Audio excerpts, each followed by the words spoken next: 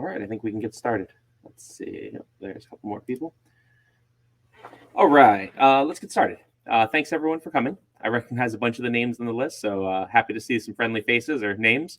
But for those who don't know me, I'm Jordan Silva, Senior Manager of Service Delivery here at CBTS Hawaiian Telecom.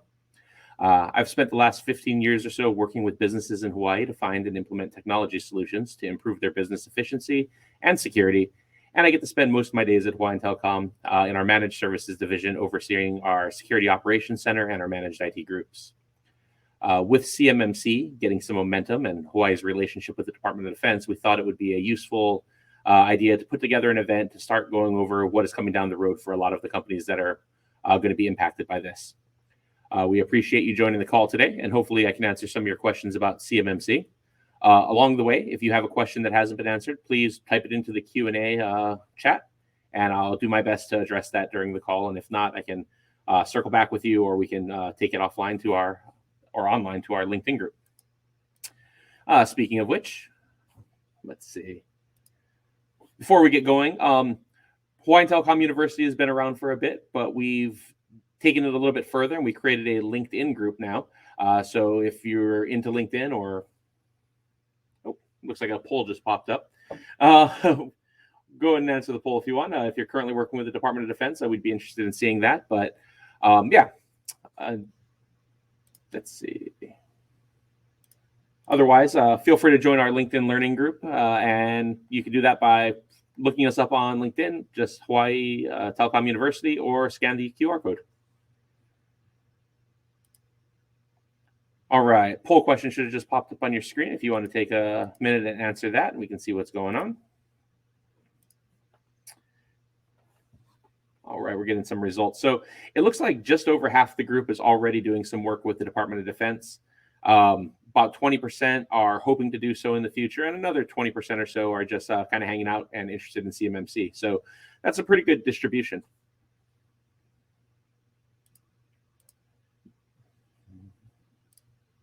All right, so what are we covering today? The goal here is going to be give you guys a brief overview of the Cybersecurity Maturity Model Certification Program. We want to talk about what CMMC is and who it applies to. We want to know, or we want to help you understand what you need to do to get prepared for CMMC, when it goes into effect, and most importantly, what resources exist to sort of help you out along the way. So what the heck is CMMC, right? The Cybersecurity Maturity Model Certification is a new framework managed by the Department of Defense. It's an evolution of some of the existing frameworks like NIST and DFARS, but they made some changes to make it a little bit more approachable and have probably a more tiered methodology, so it's easier to understand and easier to approach as a business. The mission of CMMC is to ensure the secure operation of the defense industrial base, and to do so in a manner that allows for a security of the DoD supply chain, and also in a way that's cost effective and scalable for businesses of different sizes, so everyone can kind of participate. Most of the guidelines in CMMC are not brand new. So from the get-go, a lot of the people who are already doing business with the Department of Defense will be able to achieve CMMC Level 1 certification without changing a whole lot. They basically took several of the existing standards, they added a few new items, and then they broke it up to make it a progressive system. And now, rather than being based on things like self-assessments, organizations can actually hire a third party to help them, get audited, and achieve a certification that's good for 3 years. An accreditation body called the CMMC Accreditation Body, they're not super clever with their names, or CMMC AB for short, exists to oversee the training of assessors, professionals like myself, other trainers, and to oversee the certification process as a whole.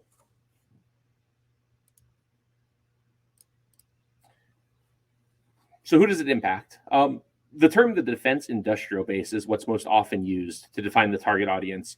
But to put simply, it's anyone who deals with the Department of Defense and federal contract information or controlled unclassified information. FCI is information that is not intended for public release. It can be generated by the government or for the government by businesses like ourselves or yourself. And it does not include information that has been distributed publicly. So it's basically parts of federal DoD contracts that are not generally publicly available is the guideline. So it's pretty broad. Now, one of the first questions a lot of people ask when we start talking about CMMC is, and the fact that every DoD contract at some point will require CMMC certification, is why does it even impact such small businesses at times? And the basic answer is it comes down to, in intelligence work, the goal is to just gather information from any source you can and try to guess what your adversaries are up to. It's like putting together a puzzle. So if you have a few random pieces of information scattered about, it's not that helpful. But if you can gather lots of pieces from all kinds of sources, you can really start seeing the big picture of what somebody is up to. So CMMC is there to kind of hide all the pieces, not just the ones that seem really, really high target or really, really clear. It's to prevent insights that maybe in their own or on their own aren't super important, but when combined with other pieces of information can give our enemies more data than we want them to have. A good example is, say you're like a food supplier for a military base, and on average, you're delivering something like 500 cases of chicken to them per month. If suddenly you started delivering 1,000 cases of chicken per month, it could mean that they're expecting more personnel to be on the base. That's something our enemies would probably want to know. So while how much chicken a base consumes isn't really, top secret national security information, maybe it is helpful in understanding what's going on in the environment, and changes to that information can definitely draw a picture that maybe we don't want people to see. So it has a broad impact, but it's for good reason.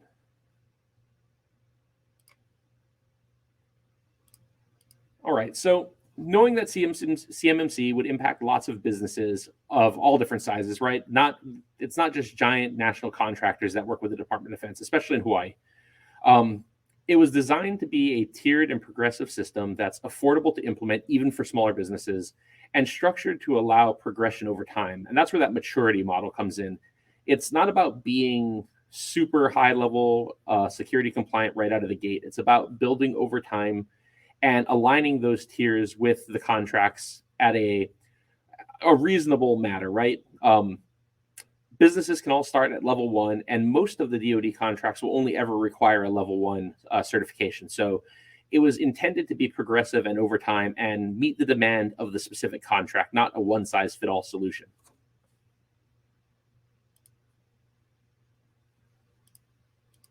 There's a total of 17 different domains, totaling 171 best practices that need to be followed to achieve level 5 certification.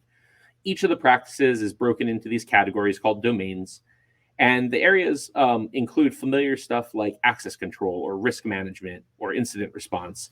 And where it deviated kind of from NIST and some of the other frameworks is it also added in stuff like recovery.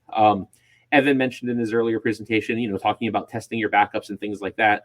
Over time, the idea of having good backups has been ingrained in security. It's no longer just something that we kind of recommend, but it's something you need, because when all else fails, recovery is your only option. And it also started building in more frameworks around situational awareness. So not just reacting to things, but understanding what's going on in your environments all the time. And collectively, these domains kind of cover all the major areas of information security and IT governance.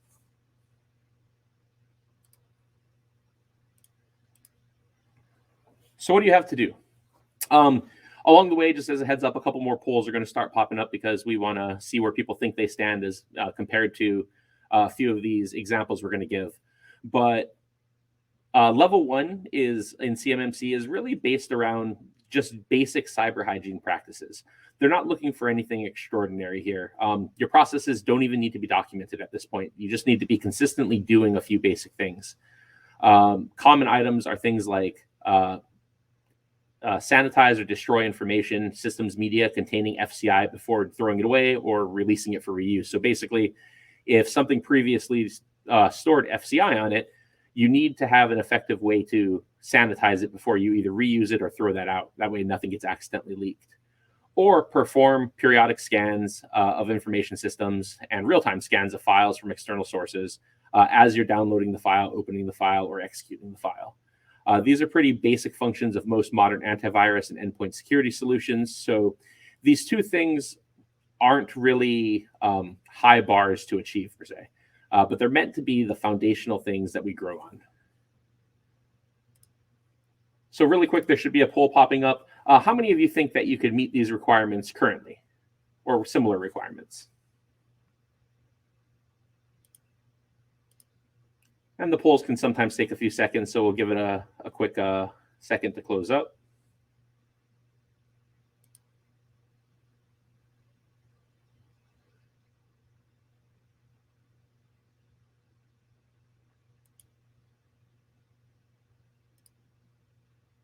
All right. So at level one, it looks like about 75% of our group or 76% of our group believe they can meet this type of requirement currently. And in my experience and kind of going through a lot of these CMMC documents, that seems to be about right. At level one, the bar shouldn't be super hard to achieve, maybe a few minor changes to make sure people are consistently following along and doing the processes as defined in your organization, but they're definitely achievable. Now, as we move on to level two, it increases up to 72 different practices. And the major change here is that in addition to having more best practices to follow, documentation is needed. So not only do you have to tell people that they need to follow these practices, but those practices need to be documented within your organization.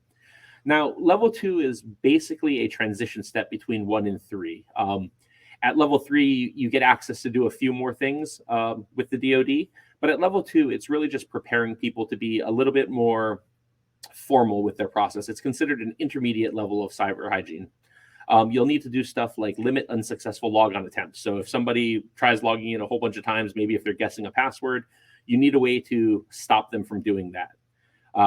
You can also have to do things like control and monitor user installed software. So you need to know what people are installing and control the ability to install that stuff. Again, not a super high level of difficulty, but definitely a bit more than level 1. And the idea that it has to be documented increases the complexity for a lot of businesses. So it adds a little bit of maturity to yourself. All right, we'll pop up another poll. How many of you think that you're able to meet level 2 currently?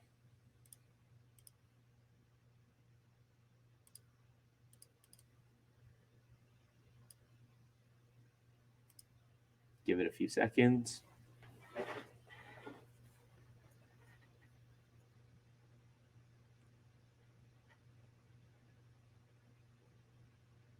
All right, for level 2, it dropped a little bit. We're right in like the 56 to 60% range of people thinking that they could achieve this. A lot more are unknown right now, and that's pretty normal. What we see with a lot of these types of compliance frameworks is sometimes the phrasing of the requirement is a little not plain English, I guess is the easiest way to put it.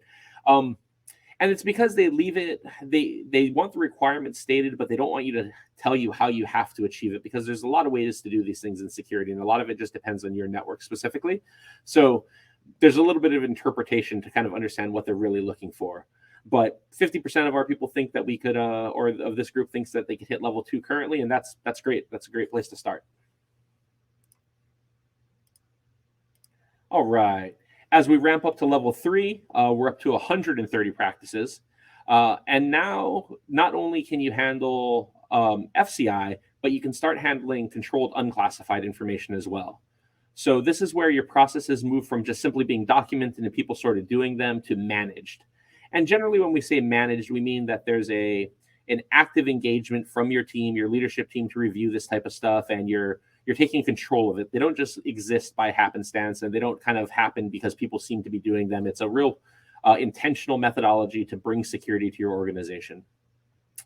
In addition to being a bunch more of these best practices, they also get a bit more complex. So, for example, you'll need to be able to encrypt CUI on a mobile device or mobile computing platform. So that includes things like laptops, cell phones. If they're going to have any of this information in there, they need to be encrypted. You'll also have to be able to define and document procedures for proper handling of CUI. So you need to be able to instruct and show proof that you can instruct your employees on how to identify this information and how to manage it, and how it's different than regular information you're dealing with. One of the questions that popped up was, is CUI still only what is marked by the DoD, or are there some things that are automatically CUI regardless of the marking? So generally, it should be marked, but it is a classification of data. So the general advice is, if you think it is, probably go with it. But they should be intentional about defining these things when they release information. And not only will they mark what is CUI and what is FCI, but they'll also, on the contract itself, it'll flag what level of certification you're required to have in order to meet the requirement. So they're trying to be pretty transparent about this stuff. They're going to say, for contract X, you have to be CMMC level 3, and that's what we'll accept. And so do your subcontractors and whatnot. But it is a known classification. So at times, if it is unmarked, it is still up to us to see that data and say, yes, this needs to be handled in a specific way. All right, so poll is up. How many of you think you can meet some of these level 3 requirements?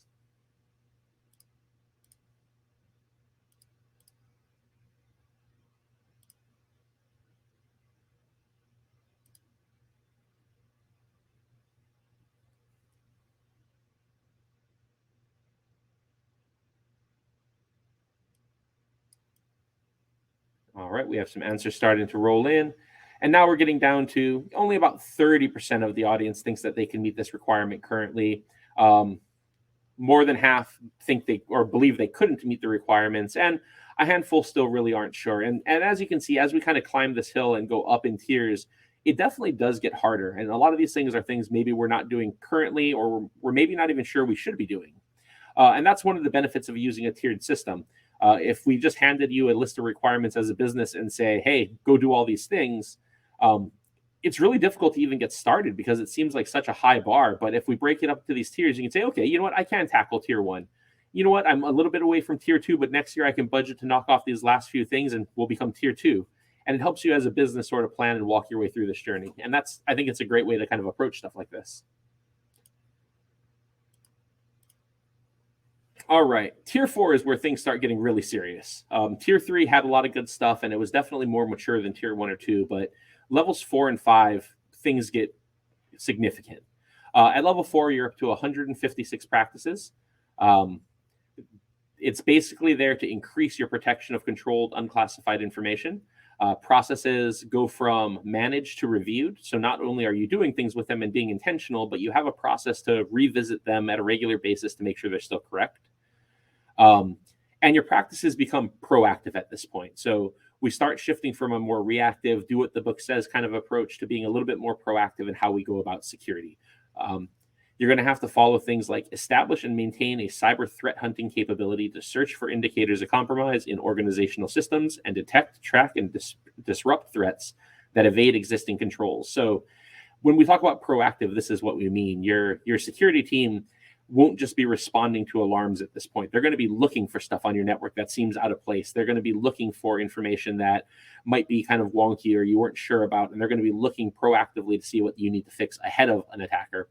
Or if there is an attack or a compromise, they need to be able to actually disrupt that threat if possible.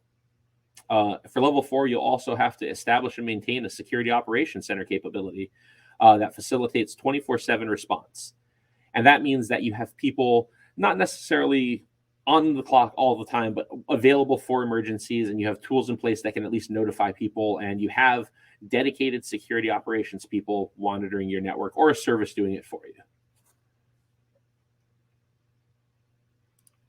All right, our poll's up. How many of the group think they can meet level 4 requirements currently based on this?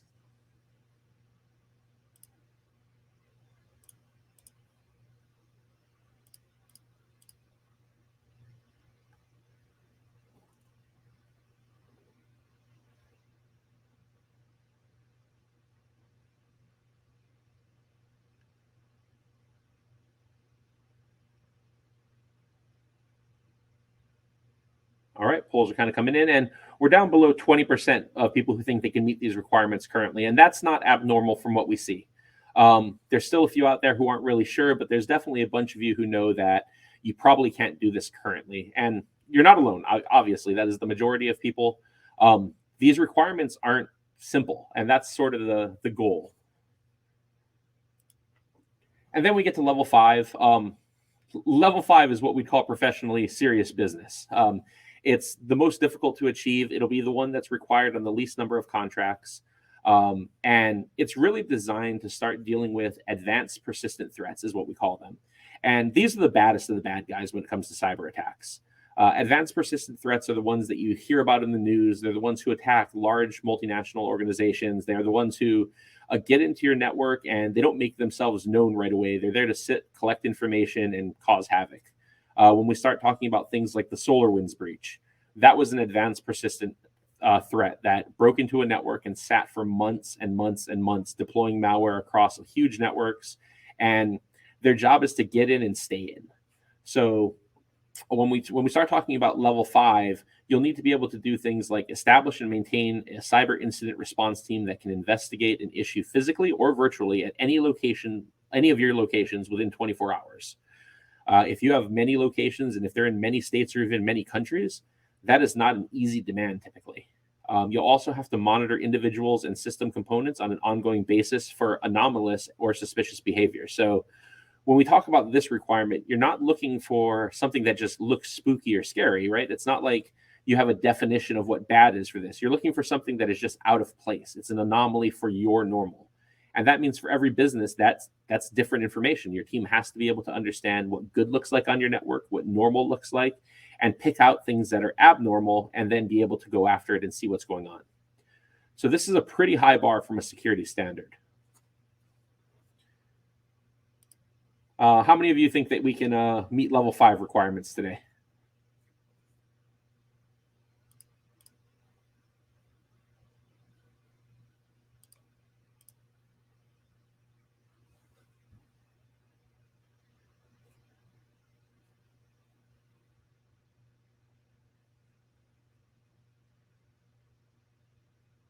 We've definitely got a few yeses, which is exciting. I love people who have mature security programs. It gives me hope. We spend a lot of our time reading about all the bad guys and all the bad stuff going on, and I like when we see really mature, solid security practices out and about. But again, the majority here don't think they can meet this requirement, and that's not abnormal. It's the majority. Programs like this are highly mature, highly dedicated. They require generally a fair budget to dedicate to security. They require specially trained staff or vendors that you're working with who can provide those staff. Level 5 is no joke. It'll take a long time, and to kind of put it into perspective, the CMMC won't even require level 4 and 5 compliance in the first few years of the rollout, which we'll get to in a minute, because they understand how difficult of a bar that will be to achieve. All right, so let's talk a little bit about the certification process.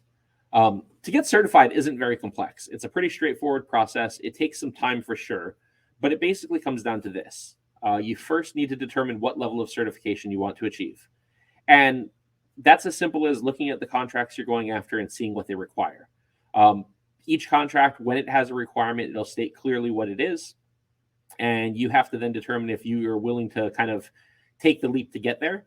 The requirement currently, and a lot of this stuff is provisional because it's a brand new program that's still rolling out, is that you need to be compliant at the time of award in order to accept it, not at the time you respond to the RFP necessarily. So it gives you some time to understand how to get there and what you need to do before awarded the contract.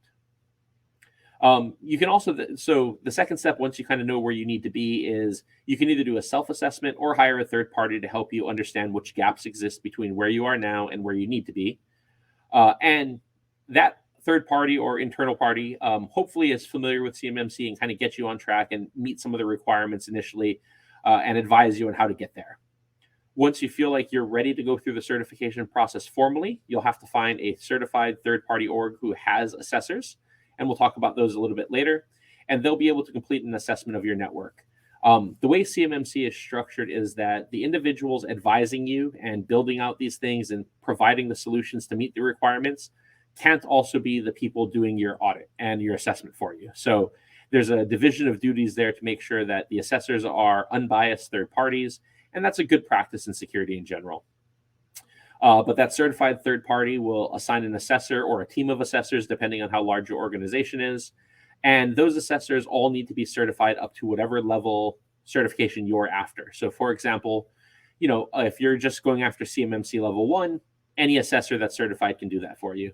If you're looking to become a level 3 CMMC organization, you'll have to find a certified third party who has level 3 or higher assessors. Once completed, they'll go ahead and submit their findings to the CMMC AB, who will review it, validate the findings. If they have any questions or feedback, they can come back with that, and then they can issue that certification for you. And the certifications are valid for 3 years.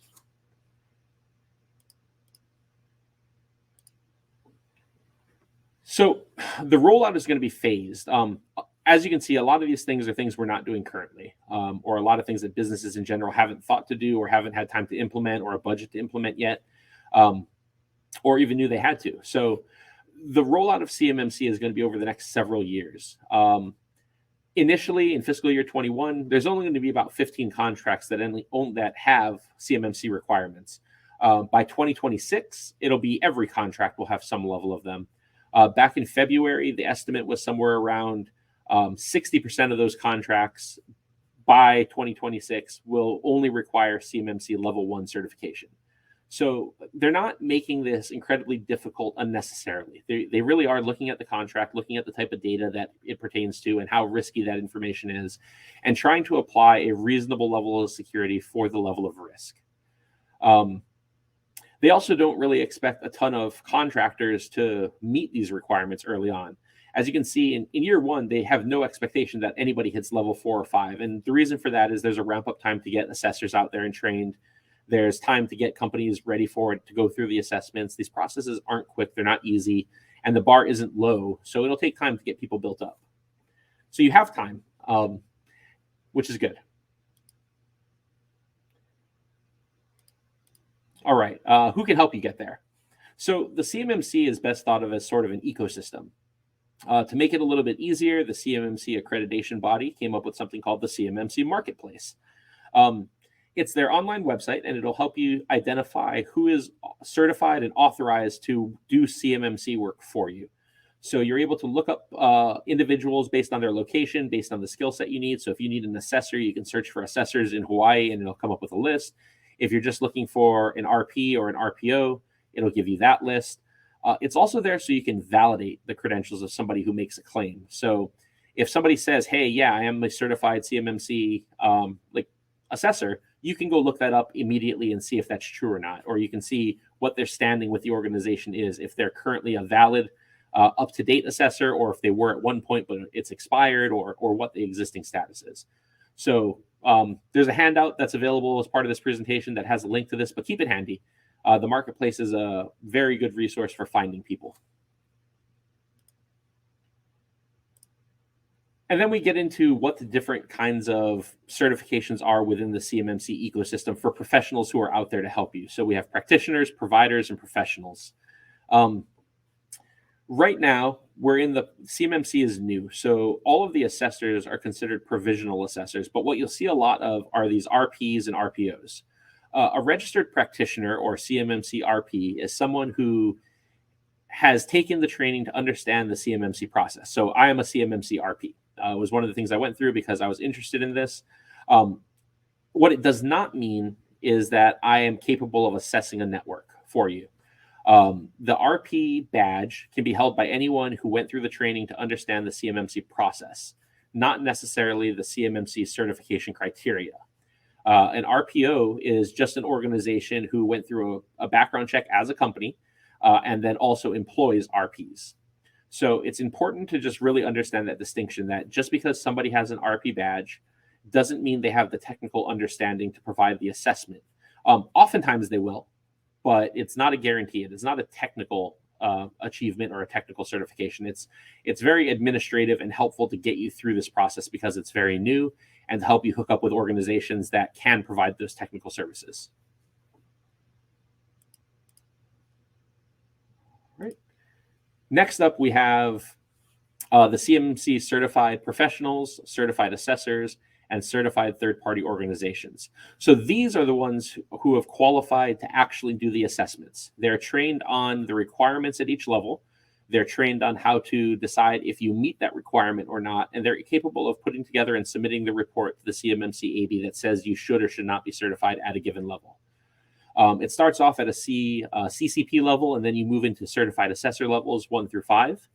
As I mentioned earlier, the certified assessors have to qualify at each level, and they can only provide assessments at the level they've achieved or below. So as you work your way through the certified assessor training, if you get up to level 3, you can do assessments for level 1, 2, and 3. When you get to level 5, you can do everybody, but a level 3 assessor cannot do a level 5 assessment.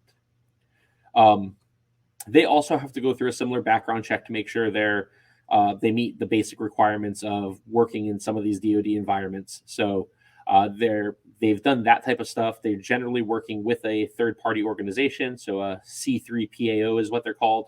And that organization has also had to go through a brief background check. They check things like your work history. They check things like the business is in good standing with the government, just to make sure they're generally a trusted organization. So when we start going down the assessment practices, look out for these badges and these kinds of titles. These are the ones who can really help you out as far as providing feedback or actually saying, yes, you meet a requirement, or no, you can't.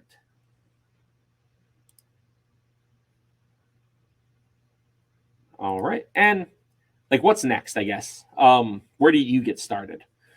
Again, the handout has links to this, but where you can begin currently, because we're still in a provisional phase of rolling out CMMC, you can't actually go get a CMMC certification right now. You can have a provisional assessor come through and do a provisional assessment, and that'll get you a really good grasp of where you are for sure. But what'll happen is, as they finalize the CMMC requirements, and they're a little behind schedule, but it should be happening this year, you can have a secondary assessment or a gap assessment completed to say, okay, they did the provisional one, and let's line it up and make sure nothing has changed significantly. And we'll get you a real assessment now that it's finalized. But if you don't want to go that route, a simple place to start is the NIST 800-171 self-assessment. About 80% of CMMC comes from NIST, so the self-assessment is a great place to go. It's a good readiness assessment. So if you can meet those requirements, it's not broken into tiers, but it is scored, so you can kind of see how things are weighted, and it does have very similar requirements. So it's a great place to sort of start. The CMMC also has posted the level 1 and 3 assessment guides online, so you can look at those directly. These are provisional drafts. They're very close to what will be approved and released. There might be some minor tweaks here and there, but this will generally give you a really good understanding of where you are, and it should really show you what is being looked for at each of these requirement levels and what each one of these things means. So those are both really good places to start. All right, we have a few minutes left, so we can just jump into questions and answers if anybody has them.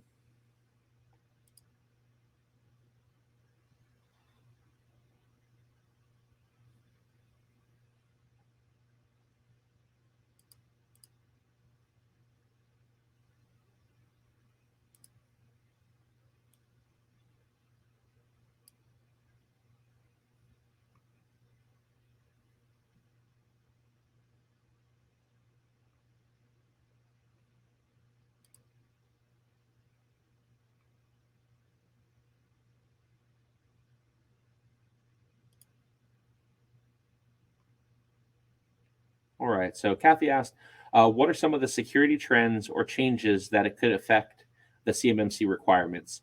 I think ransomware is probably the single biggest threat that the government is focusing on right now, and the existence of these advanced persistent threats and attackers.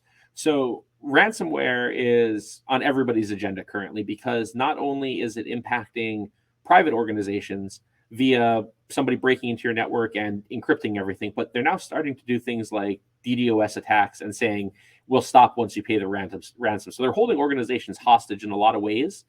And a lot of these businesses are part of the DoD supply chain. So if they stop and disrupt the supply chain via a ransomware attack, obviously that has a hugely negative impact on the actual Department of Defense.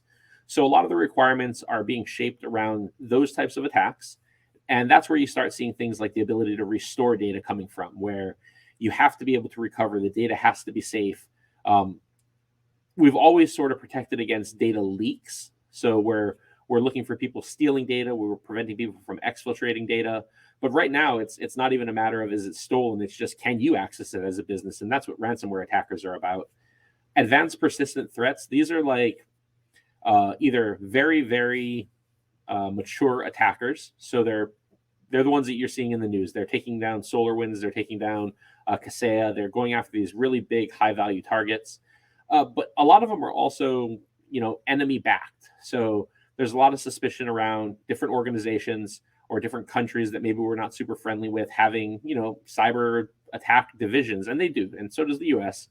But Advanced persistent threats, those they fall into that category as well. So we want to make sure that we're protecting against those types of threats, not just these one-off drive-by low maturity attackers. We're looking at people who they're dedicating a lot of time, energy, and money into breaking into the supply chain and taking advantage of whatever information they can get access to. So really good question.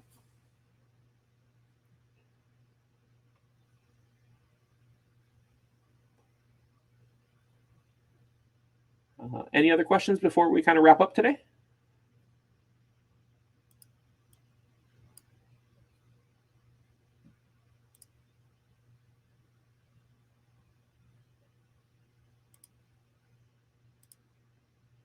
Oh, we got one more. Is there a typical cost range for a company to get help meeting level 1 and 2 or 3 rigs? How about an auditing price range for those levels? Are those costs basically based solely on the company size? Okay, so CMMC actually does address pricing for some of this stuff, and they don't provide a pricing guideline per se, but what they do say is that organizations providing the services have to be fair about it. So in general, when we talk about security audits and things along those lines, organization size, complexity, and existing status kind of come into play when we talk about pricing. Obviously, very large environments take longer to review, so they cost more to audit. Companies that are just getting started at times take a little while longer if they're trying to get to a really high level of compliance. So somebody who has no real security program trying to get to level 5, that's a long road. It'll be expensive probably for them. There's a lot that needs to get done. But somebody going from like 0 to 1 or 1 to 2, those are much smaller leaps. So figuring out the gaps takes less time. But generally, yeah, you're looking at the size of the organization, the complexity of their environment. So do they have 1 location, 20 locations? Do they have 10 employees or 100 employees? And what type of contracts they're going after? So do they need to be level 1 or 3 certified? And what their program looks like currently all sort of come into play. Usually we start these assessments by doing a gap assessment against a known standard. So with CMMC, we'd use CMMC or NIST, obviously. But for businesses who aren't necessarily looking for DoD level compliance, we might use something like CIS and their framework. But a really good question. But the price range just does vary a whole bunch. All right, let's see. What tier would you think is appropriate for protecting personal data, specifically for HIPAA compliance? So HIPAA has its own guidelines for sure. And there's a huge overlap in almost all of these compliance frameworks. So I'd say that if you were to compare HIPAA and the NIST framework that this is based off on and things like PCI even, you'll see there's about an 80% overlap. So appropriate in security means that the amount of effort you're putting towards protecting a piece of data doesn't exceed the value of the data you're protecting. So if you're protecting personal information, like your own, and you're talking about your home network, probably, I mean, level 1 and 2 are pretty sound, obviously. Like if you have a good solid antivirus at home, you're using 2-factor authentication, you're doing some of this basic stuff at home, that's great. If you're talking about in a medical facility, like a doctor's office or a hospital, the appropriate level just varies based on their size. A hospital has a whole bunch more of that data, so it can spend more to protect it, or it needs to spend more to protect it because the data is worth more.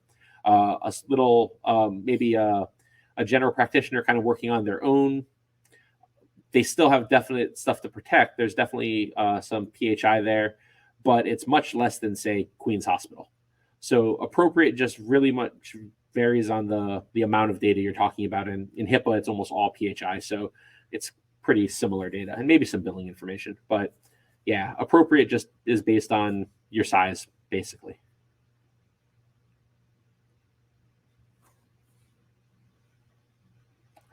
All right. I think it's about time to wrap up. So before we get going, just one more reminder. Please join the LinkedIn group for Hawaiian Telecom University. It's moderated by me and a bunch of others who've presented today and some others in our company, so you'll be in good company. It's really there to just kind of continue this discussion. So if there was a question that you had that you forgot and you didn't want to answer or just didn't want to ask on the presentation, feel free to post it there or reach out to one of us. And we're happy to kind of keep this conversation going online. And other than that, Have a great day. We appreciate you all coming today. We know your time is valuable, so spending it with us means a lot to us. And hopefully we're able to answer some of the questions you had. Yeah, have a good one. And we hope to see you at the next event.